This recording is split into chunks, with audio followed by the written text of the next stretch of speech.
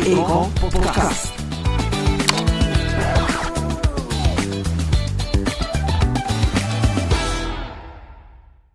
Ka histori të cilat nuk tregohen me zë të lartë, jo se janë të zakonshme si histori, por janë histori të dhimbshme. Sot kam në studio një vajzë rebele, e cila është shumë e fortë, është një krye familjare dhe është një nën e mrekullueshme. Do ndaj sot historinë e saj Nereida Llaha.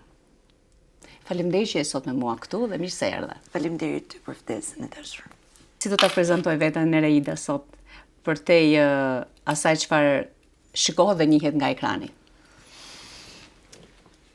Më ke kapur prej fillimit shumë mat me këtë pyetje, sepse Nereida ose unë mund të flasi për shumë gjëra shumë gjatë në debate, në diskutime, por besoj që për çdo njeri me këmbë në tokë është më vështirë të flasësh për veten.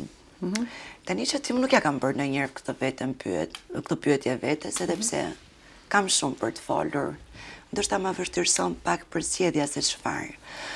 Por do ta prezantoja veten si Nereida, fëmia i fundit në familje, me të cilën Zoti më bekoi përveç një balance gjinish me dy prindër mrekullueshëm, dy vëllezër dhe një motër, e rritur me shumë përkëdhelje, me shumë dashuri, me çdo gjë që i nevojitet një fëmijë për të qenë i shëndetshëm dhe për të rritur i fortë.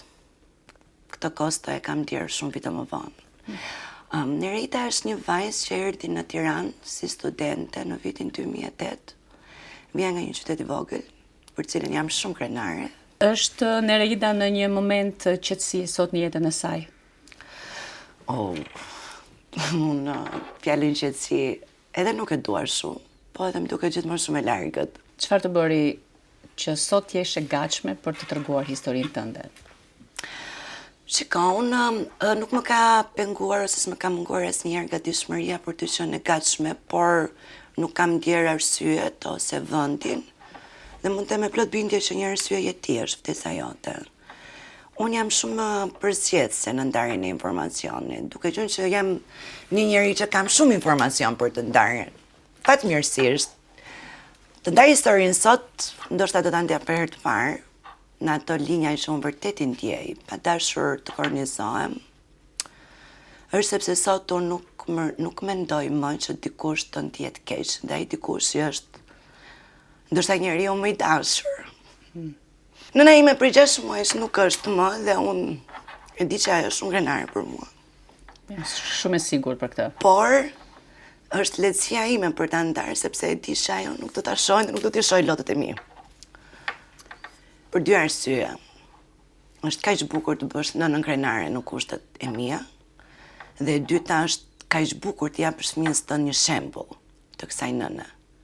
Shiko, ky podcast ka të ftuarit e tij vetëm nënat të cilat janë duke rritur fëmijët e tyre vetëm pas një lloj mbështetje.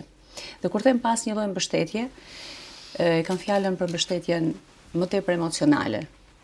Atë mbështetjen që na duhet për të ecur përpara neve si gra, neve si femra, si nëna, por edhe mungesën e mbështetjes financiare. Si ja ke arritur ti të dalësh në jetë përpara me vajzën tënde, duke e rritur, duke qenë një prind i vetëm? Vjen një moment kur sigurisht me moshën, pas shumë vitesh, ti ulesh dhe bën atë bisedën ose atë rezumen ku kam qenë, ku jam edhe ku dua të jem. Dhe përgjatë këtij rrugëtimi që ti vjesh përballë me veten tënde, personalisht kuptoj që nuk e hedh fokusin në asnjë vend tjetër jashtë meje, e gjitha vazhdon dhe do mbaroj me Nereidën. Dhe të fillosh, të vazhdosh dhe të mbaroj me Nereidën nuk është thjesht një emër. Sepse Nereida gjithkohën, gjithë jetën, dhe mendoj kështu do jetë, vazhdon. Rritet, zhvillohet, ka maksimalet e veta në qetësi, në lumturi, nëse çdo gjë rreth e saj, rreth rrotullit saj, çdo gjë që ajo do, çdo pasion, çdo njeri, çdo fokus i madh i jetës është në rregull. Si ja del? Por jam thjesht unë, me sa duket kam shumë energji. Jo që ke shumë energji duket kjo, sepse që në momentin që jemi takuar, ne më tepër kemi qeshur se sa kemi diskutuar. Kam shumë dëshira edhe kam shumë pasione. Cili është momenti më i rëndësishëm në jetën tënde që je ndjerë vështirë, por që nuk ke arritur kur t'ja thuash dikujt dhe të dashur të jesh e fortë për ta përballuar? Ka shumë. Ka shumë. Sigurisht që unë jam një person sa i lehtë për shoqërinë, për njerëzit, por shumë i vështirë kur vjen puna te Nereida me Nereidën. Por do të cilësoja një moment që më ka përndjekur për shumë vite. Cili është? Që për 7 vite ndoshta unë nuk kam për asnjë natë gjumë të qetë. Deri në momentin që jam rikthyer studimeve. Ky ka qenë momenti kur ti ishe duke pritur ndoshta të Ishte pengu ose ajo gjëja që e doja shumë. Edhe nuk po arria, sepse jeta në çdo ditë është zgjedhje. Nuk më trishtonte, sepse e dija që çdo vendim ka një kosto dhe e kisha marrë parasysh. Por më mungonte për tresh, më mungonte shumë auditori, më mungonte shumë. Psikologjia nuk e ndaj dot nga Nereida, më ndahet shumë pak. Më duket sikur më jep kuptim ndonjëherë. Tash ti jeton me të bërit profesionin e psikologës. A është më i lehtë për të qenë një nënë vetme kur e ke si profesion psikologjin? Fatmirësisht po. Domethënë e menaxhon me kollaj. Me mësinë. Është shumë e lehtë ta thuash, por nuk është ajo. Të jesh një nënë vetme dhe të ushtrosh profesionin si psikologe ka 2 avantazhe shumë të mëdha. E para sepse të bën edhe ta shohësh çdo gjë në qasje shumë të pastër, në nivel shumë të lartë të realizimit të njerëzit. Dhe sigurisht që ti futesh në atë kallupin tënd them unë dhe nuk interferohesh nga zhurma tretë e qark. Por kur vjen puna te prindërimi, aty është më e vështirë sepse sa do psikologe ti jesh, prindërimi është prindërim. Nuk është profesion pastaj në psikologji. Të ndihmon të kuptosh kuptimin e fëmijës, por në të njëjtën kohë është aq e vështirë të kuptosh fëmijën brenda Nereidës, adoleshentin brenda Nereidës, sepse të gjithë ne kemi traumat pakaluara që në momente të caktuara na shfaqen dhe ti duhet punosh me veten shumë, duhet kesh kontrollin të vetja dhe këtu kam përshtypjen që ka të bëjë me faktorët e personalitetit e të temperamentit. Megjithatë të ndihmon te fëmia sepse e bën marrëdhënien shumë më të lehtë. Komunikimi është si çdo gjë dhe fatmirësisht një psikolog e di shumë mirë në thonjza të themi të manipuloj situatat e vështira për të marrë atë produktin që mendon si prind që është më mira për fëmijën dhe për të. Ka ndikuar mungesa e financave në jetën tënde edhe si prind, por edhe si një vajzë vetme, le ta themi këtë? Do jem shumë e sinqertë në këtë pyetje. Unë jam rritur në një familje mesatare, i mat ka qenë gjithë jetën arsimtare dhe nëna infermiere. Që do thotë një familje mesatare ku normalisht nuk është se kam ndjerë ndonjëherë as niveli më të lartë, as niveli më të ulët dhe mungesa ose jo e lekut nuk është se apo e gjendjes financiare nuk është se më ndikon shumë. Unë jam një njerëz që fatmirësisht nuk më bën leku. Që do të thotë është mjet shumë i rëndësishëm, por unë dita kam ditë marr kënaqësi edhe kur s'kam, edhe kur kam pak. Edhe kur kam shumë jam e njëjta. Nëse do I kthehem situatës pastaj tek të qenërit krye familjare, prap nuk mërzitem, e di pse, sepse në Shqipëri, si t'jesh në familje, të plot. Si ti jesh krye familjare, është një problem universal, dhe kjo nëse e marrë një qasjen pozitive, them, kështu është njëjtë për të gjithë, ku më shumë, ku më pak. Si ka ndikuar mungesa e rolit të babait në rritjen e vajzës tënde? Para se të përgjigjem do të them nuk e di nëse ka ndikuar. Unë atë vendim për të divorcuar e kam marrë në një moshë ku vajza ime ishte ende foshnjë, ishte akoma duke ushqyer në gji. Dhe besoj që kjo e ka ndihmuar që ajo të rritet në kontakte absolutisht të vazhdueshme dhe të pandërprera me të gjithë familjarët nga ana e babait, jo vetëm me babain. Dhe mendoj që ka qenë avantazh për vajzën time sepse u rrit në këto kushte. Dhe nuk ju desh që të ndjente mungesën apo të ndjente të ndryshimin e madh që përjetojnë shumë fëmijë të një moshe 3-4 e më lartë. Pra, ka qenë në një farë mënyrë e mbrojtur nga këto përshtjellimet e procesit të divorcit, të pranimit, të pozicionimit e kështu me radhë. Ti po thuar se ishte shumë e vogël vajza kur je divorcuar. Po. Të kanë gjykuar për këtë fakt që je divorcuar akoma pa, si thosh, pa e konsoliduar mirë këtë marrëdhënie. Dikush shikohet dhe kush e ndjen gjykimin, e ndjen ato që pyesin. Unë kur del nga shtëpia dhe kur eci rrugës, jam vetëm unë, s'ka asnjëri tjetër. Në rrethin familjar tëni ose në rrethin shoqëror, të është bërë ndonjë si pyetje? Fati im i madh është që familja ime është bërë që nuk e shlyej dot. Sa do të realizoj. Ka qenë gjithmonë shumë mbështetëse dhe shumë suportive, pa e diskutuar fare pse. Unë. Dhe ajo fjalia më e bukur që më ka ngel në mendje dhe më ka dhënë forcë. Zakonisht njerëzit bën fëmijët, edhe kapen edhe ngacmohen të plagat e fëmijët, por i mat ka thënë, ti je fëmija im, nuk ka menduar fare për fëmijën tim. Burrë mençur. Shumë, i rrallë. Burrë mençur. I rrallë. Unë kam Dhe pasur për të thënë pjesën e a jam gjykuar unë jam njëri që kështu kam qenë. Kështu e mbaj mend veten që në adoleshencë dhe në rini. Jam njëri që e dua e marr diçka dhe nuk kam pikën e interesit. Çfarë do mendojnë të tjerët nëse unë jam komfort rregullave, parimeve dhe vlerave që më mësoi familja ime. Dhe sidomos për vendimet e mia i mbroj me shumë fanatizëm. Edhe pse duhet ta ndaj me çdo kënd. Shumë nuk e dinë dhe nuk e kuptojnë deri në momentin që unë e ndaj. Madje çuditën nga lirshmëria me cilën unë e them. Ti më jep të kuptoj që nuk të bën përshtypje as pak asnjë lloj mendësie, asnjë lloj paragjykimi për sa i përket në situatën në të cilën ti ndodhesh. Fare, e di çfarë më ka vrarë mua? Sepse nuk mund ta fshet dhe të them që gjërat janë aq bukur. Më ka vrarë ndoshta pak ndjesia, unë nuk e meritoja. Cila ka qenë ajo ndjesi? Nuk e meritoja këtë kthes të jetës, por paralelisht jam rritur me idenë që jeta është zgjedhje. Dhe divorci është zgjedhje dhe zgjedhje njëkohësisht. Dhe unë sot, kur kujtoj, jam shumë e lumtur që kam kaluar atë kalvarin tim për vendimet që i kam marrë vetë, për jetën që unë doja për veten time. Për stilin e nënës që unë doja dhe modelin që unë doja t'i jepja, si shembull vajzës time. Dhe prandaj ka blet shumë sakrifica, kjo ka qenë forca që unë kam ushqyer veten. Të pyet ndonjëherë vajzës se pse nuk keni qenë bashkë ose pse mungon? Shumë herët. Babai në shtëpi? Shumë herët. Pse jeni të ndarë? Shumë herët. Kjo ka ndodhur gjithmonë. Unë nuk kam pritur që të ma bëj vajza këtë pyetje. Domethënë ju ja keni treguar më përpara. Unë në momentin që vajza po rritet dhe filloi të kuptonte, edhe sigurisht ambienti i shkollës, se nuk e di se kam ndjer ta ketë përjetuar. Gjithmonë kanë qenë parimi që ka familje me shumë antar, ka familje me 2 prindër, ka familje me 1 prind.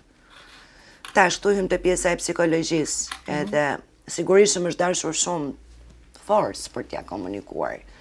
Po mbaj mend që në një moment të klasës së 6, të klasës parë, 6 vjeç ose klasës 2, më ka bërë një pyetje në një situatë. E prisja atë pyetje. Dhe përgjigjja ime ka qenë thjesht, di të lexosh? Po. I kam dhënë vendimin e gjykatës ta lexoj dhe i kam thënë, kjo është e vërteta ime. Ti edhe vendimin e gjykatës?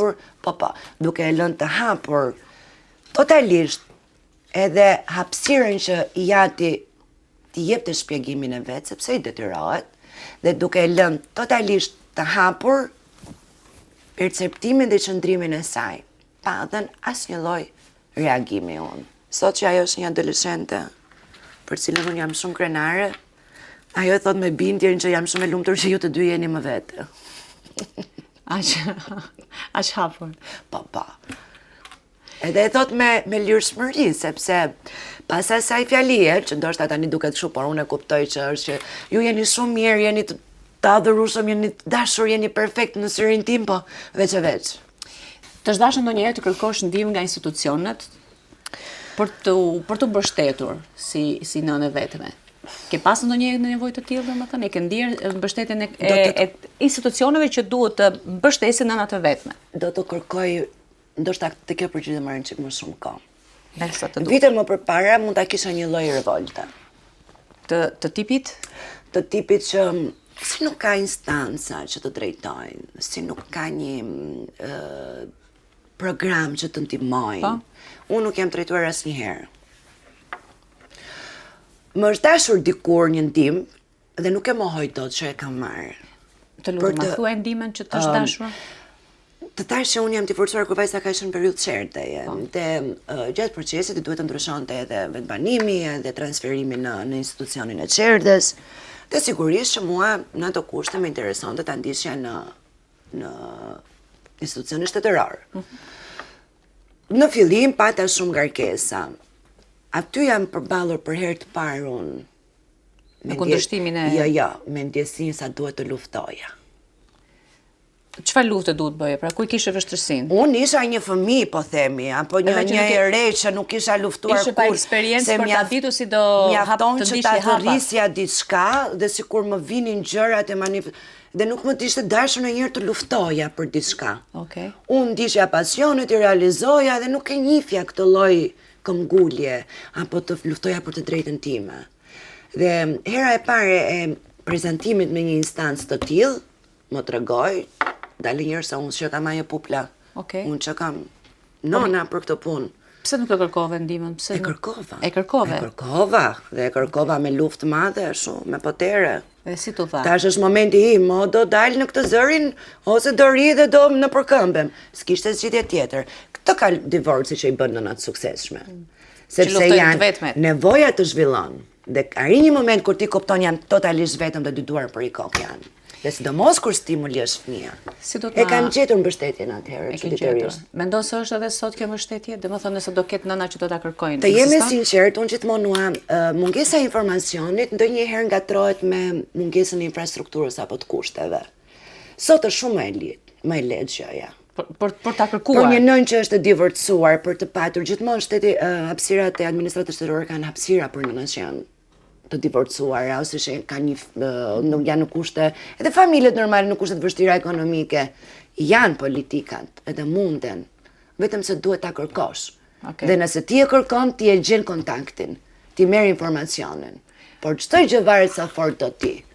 Shpeshherë ne na mbyt ajo nuk bëhet, na ka pesimizmi, na ka dështimi pa provuar, ndjesia, por që nuk është kështu. Në këtë pikë ku jemi duke diskutuar, si mendon, është më vështirë të përballesh me paragjykimin apo më vështirë të përballesh me indiferencë? Unë mendoj që çdo ngërç, çdo pasiguri, çdo frikë, çdo ngurim niste personi. Te përzgjedhjet që vendos personi.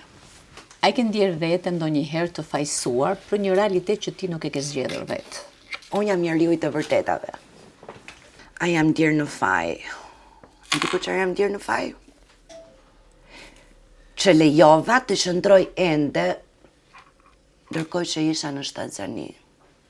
Duhet i kisha kursyer vetes shumë vojtje, nëse të kisha marrë më parë të vendim.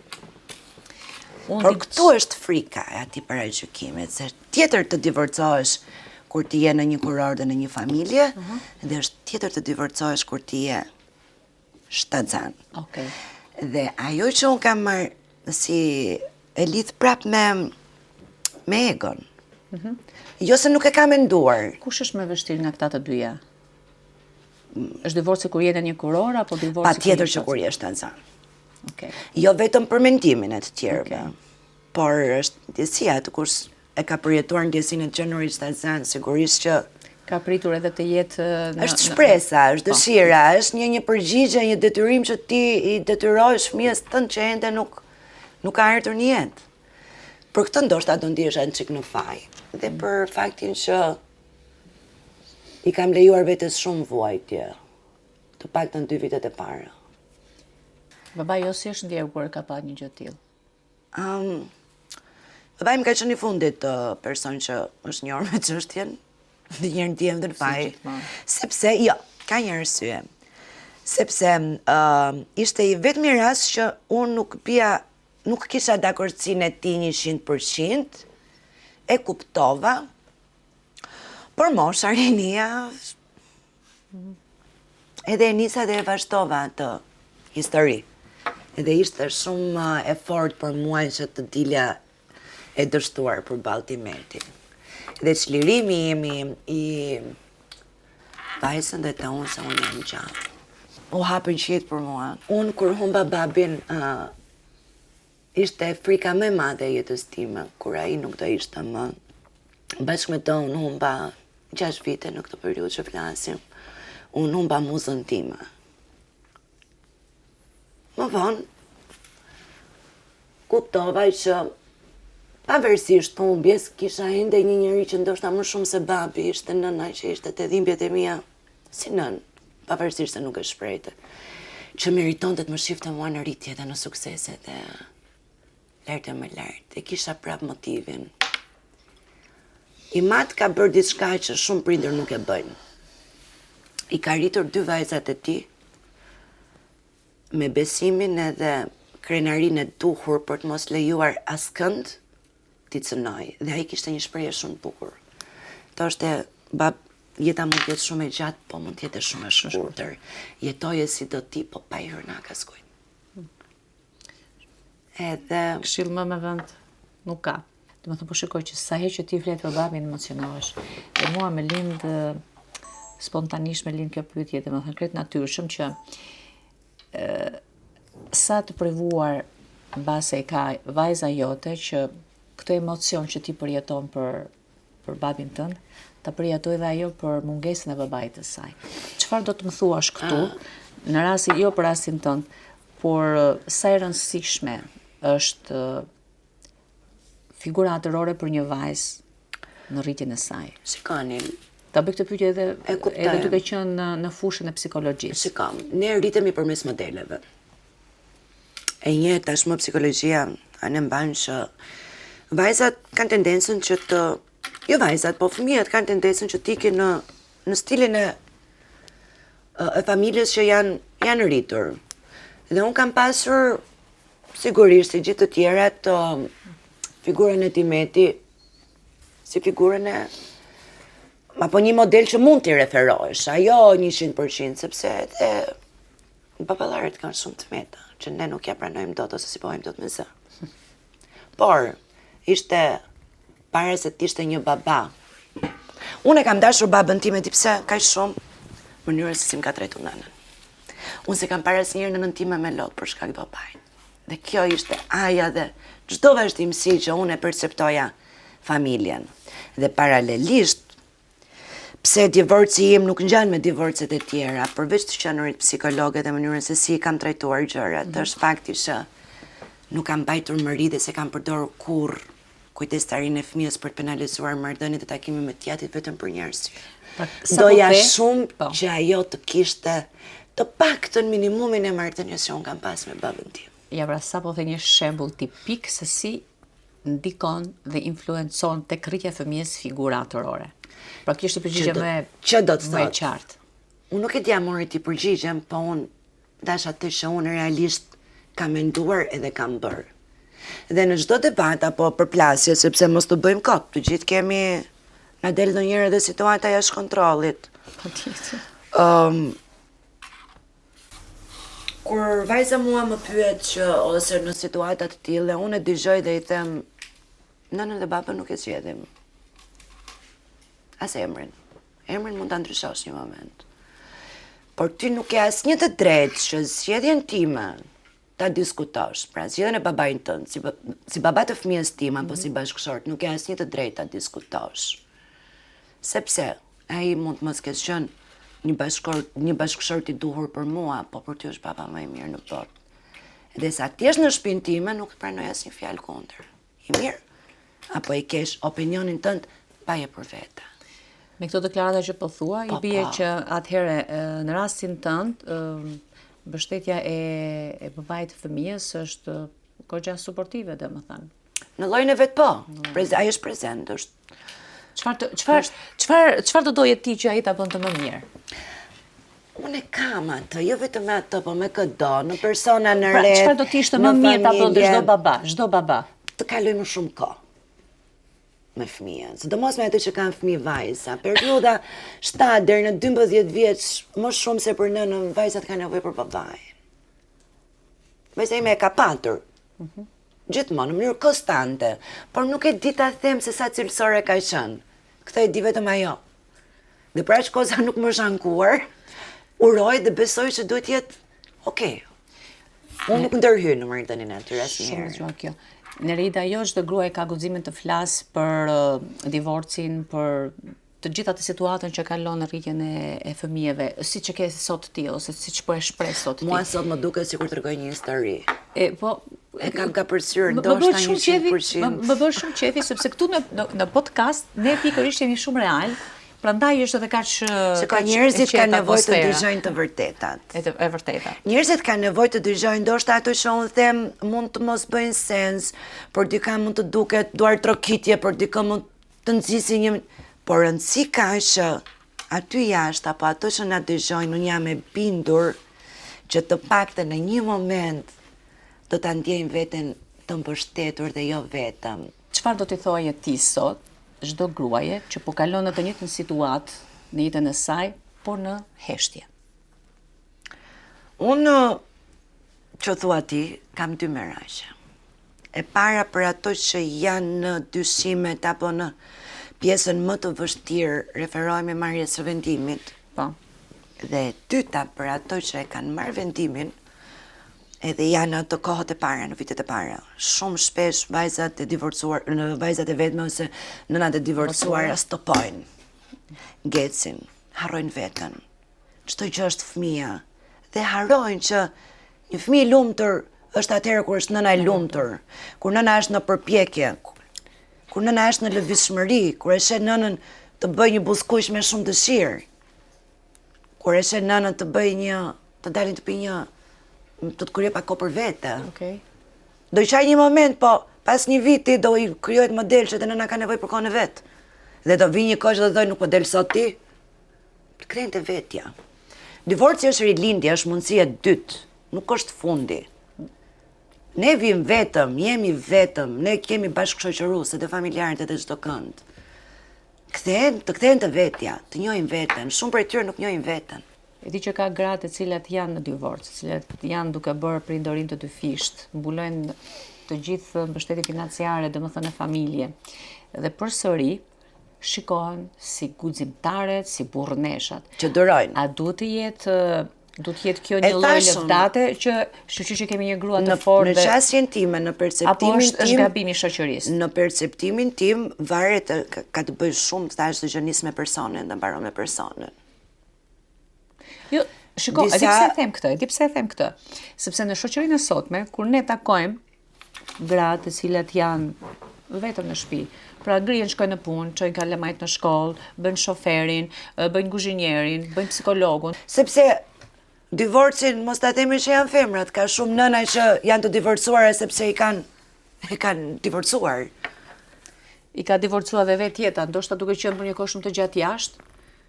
Automatikisht janë të divorcuara. Për mua ato janë më fatkeqet. Më fatkeqet, që janë edhe të divorcuara, por edhe jo të divorcuara. Për mua, nënat që ka një bashkëshor, por është thjesht në rolin e personit që gjeneron të ardhura, kujdeset për anën ekonomike dhe nuk janë askund.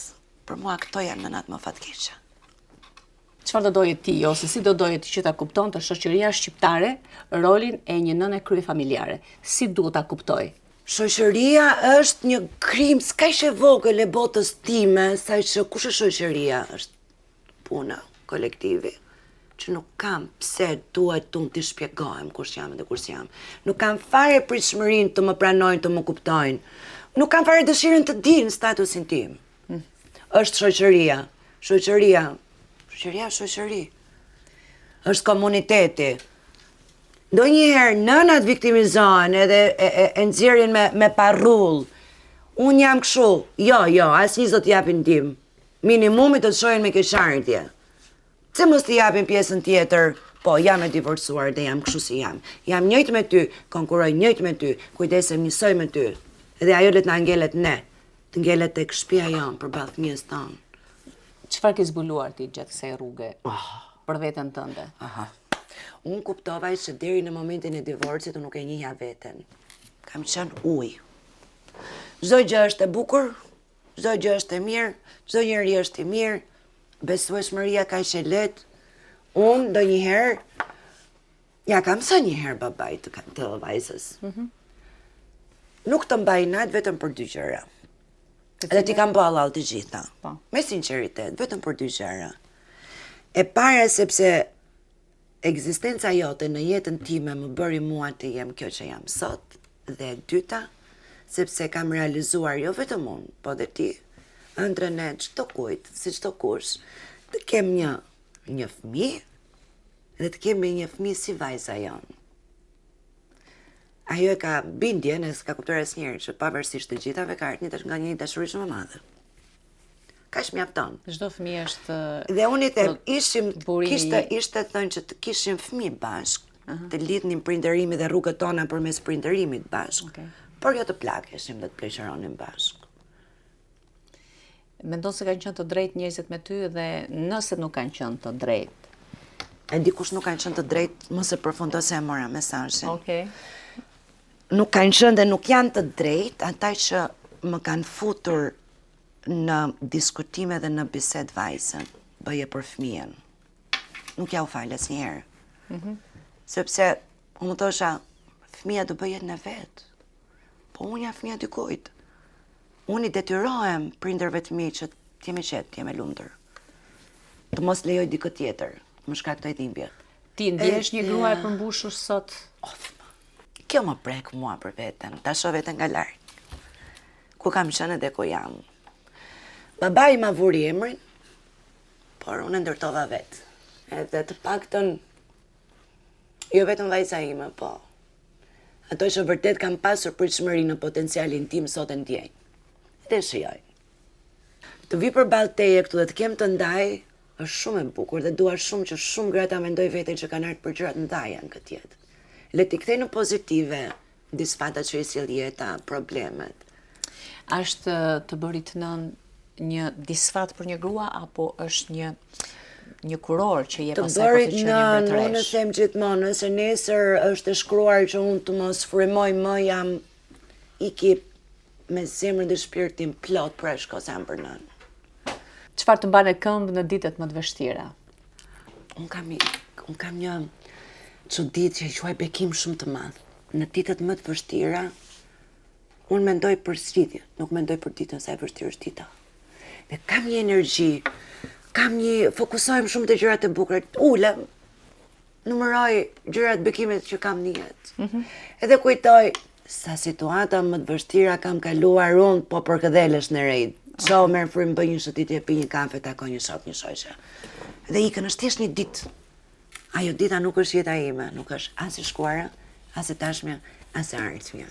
Kush është fokusi yt sot në këtë pozicion dhe çfarë pritshmërie ke ti nga vetja jote, si për veten tënde, por ashtu edhe për vajzën tënde?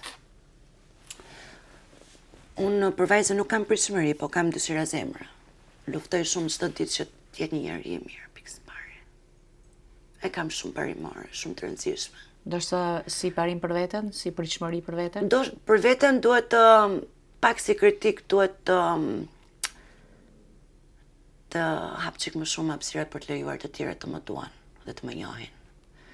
Se më duket sikur jam shumë hermetike. Jo sepse kam frikë, por sepse them, a e meriton çdo kush brendin time? Por ndonjëherë është nevoja. Jam mahnitur sot nga kjo eleganca jote. Po, nuk e fare, sepse gjithmonë jem mësuar të më shohësh me atë përditshmërinë time shumë praktike, shumë sportive. Ashtu është. Po ndonjëherë këto ftesat ka një gjë të mirë që mua më furnizojnë me energji.